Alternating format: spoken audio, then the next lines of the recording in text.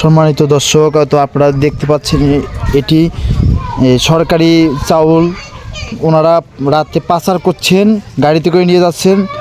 এটা সিরাজগঞ্জ জেলা কাজীপুর উপজেলার নিশ্চিন্তপুর ইউনিয়ন, মূলত জিআরডি 6 নম্বর ঘাট থেকে চালটি গাড়ি নিয়ে আসছে। তবে গাড়িটি ধরা হয়েছে পানাগাড়ি হাটের ঠান্ডুর দোকানের সাথে এখানেই। তো মূলত আমরা এই গাড়িওয়ালাকে জিজ্ঞাসা করছি যে আপনারা এই চালগুলো কীভাবে নিয়ে আসছেন, কোথা থেকে নিয়ে আসছেন।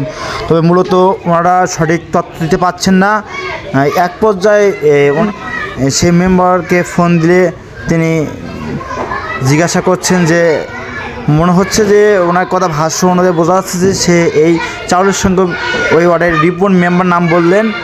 9 নম্বর ওয়ার্ড নিশ্চিন্তপুর ইউনিয়নের 9 নম্বর ওয়ার্ড, মূলত গলবাতান এলাকা। উনি হয়তো মনে হচ্ছে জড়িত আছে।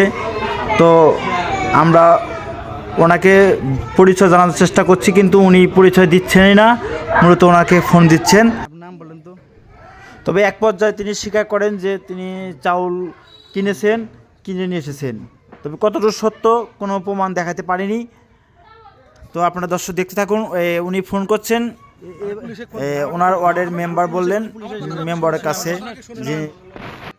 তো দর্শক আমরা মূলত ওনাদের জিজ্ঞাসাবাদ করছি যে উনি ফোন করছেন কথা না বলে এক ভয় ভীতি চেহারা নিয়ে অবস্থা রয়েছে। দেখেন আতঙ্ক অবস্থা, ওনার চেহারার ভিতরে একটু ভয় ছাপ রয়েছেন। তিনি খুব ভয় ভীতি অবস্থা রয়েছেন। আমাদের কাছে বিনীত অনুরোধ চাচ্ছেন। তারপর আমরা এক পর্যায়ে কথা বলতে অবস্থায় তিনি আমাদের ফাঁকি দিয়ে ঘটনাস্থল থেকে ত্যাগ করেন গাড়ি নিয়ে।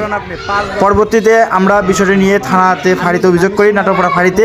ওনারা আমাদের আশ্বস্ত করেন যে, তবে নাটোরপাড়া পুলিশ ফাঁড়ি আমাদেরকে আশ্বস্ত করেন যে আমরা ভিডিও ফুটেজ দেখে প্রমাণিত হলে আইনগত ব্যবস্থা নেওয়ার কথা জানান।